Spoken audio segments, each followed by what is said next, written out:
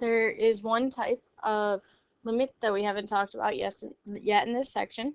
Okay, and that's going to be a graph that is something like this. Okay, remember that is a piecewise function. It's -1 and 1. Okay, we know how to transform that, so we're going to use our properties. Alright, so if we want to decompose it into a piecewise function, it would look something like this. It would be 1 when x is greater than 0. It would be -1 when x is less than 0. And again, it can't equal 0 because you can't divide by 0. So if we take the limit as x approaches 0 from the left, on the left side of that, it's approaching -1. 0 from the right, it's going to be approaching 1. And 0 does not exist because the left-hand limit does not equal the right-hand limit. As x approaches 3, that's on the positive piece of that function, it's always going to be 1. Same as x approaches 7, x approaches 1,000,000, x approaches 12.3, any of those would be 1. Alright, now we're going to look at transformations of those functions. If I rewrite this, limit as x approaches 5 from the left of, and I could factor this, x minus 5. Okay, now this is that same function, except for it's moved over to the right 5. And then 2 tells me that instead of being at 1 and -1, it's going to be at 2 and -2. So if we think about coming from the left side of 5, such as 4, okay, all that's going to tell us, we need to know what the sign is. Okay, so on the left side of 5, that could be a number like 4. Plug it in.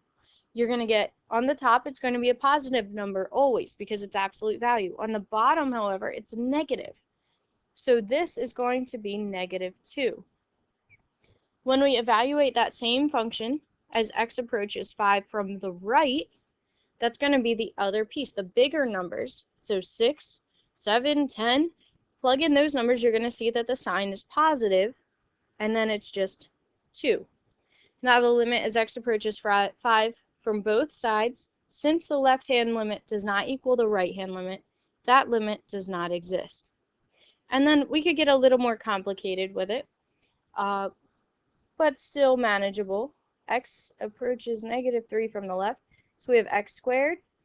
We can rewrite this as 2 times x plus 3. Okay, and then we have, let's take out a 4, and we get an x plus 3. So remember, if we have two functions being multiplied, we can separate those. You might not do this on your own paper, but I'm going to for the sake of this video. We have x squared over 4 times, now I have this function 2, x plus 3 over x plus 3. Okay. The limit as x squared approaches -3 from the left is still going to be 9, so we have 9/4 times, remember this absolute value, it's the same absolute value part, the x plus 3, the 2 is going to stretch it, instead of being -1 and 1, it's -2 and 2. The x plus 3 moves it to the left 3. So if we looked at -3 from the left side, okay, we're going to get, like, for example, -4, as we keep going, -5, -4, up until -3, that's going to give us a negative value. So it'll give us a -2. So our answer for this limit is -9/2. All right, let's try this next one. I'm assuming it's going to factor, so let's try it out. We have the limit as x approaches 6 from the right.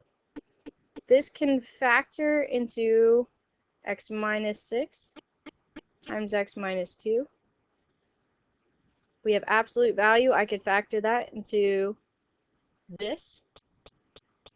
Okay, so we have the x minus 2 part. That'll be easy. Oh, this should be a negative, shouldn't it? Let me erase this.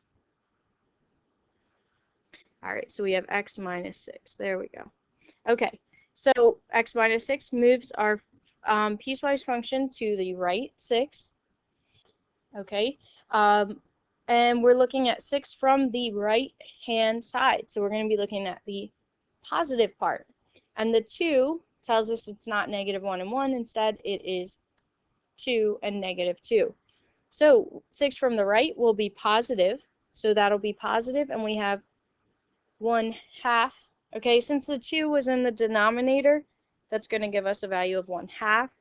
And then the second part, if we plug in a 6, we're going to get 6 minus 2 is 4. So that equals 2. All right, one more problem. I'm sure this factors because that's what all of these other problems are doing. We have sine of x times, let's say, absolute value 3 times x minus 7. I'm going to put the x minus 7 here, the x plus 7 here. So this is going to look messy, but it's not going to be that bad. The problem is this. Oh, not that. Sorry. This. Because what do you know about that at x equals 7?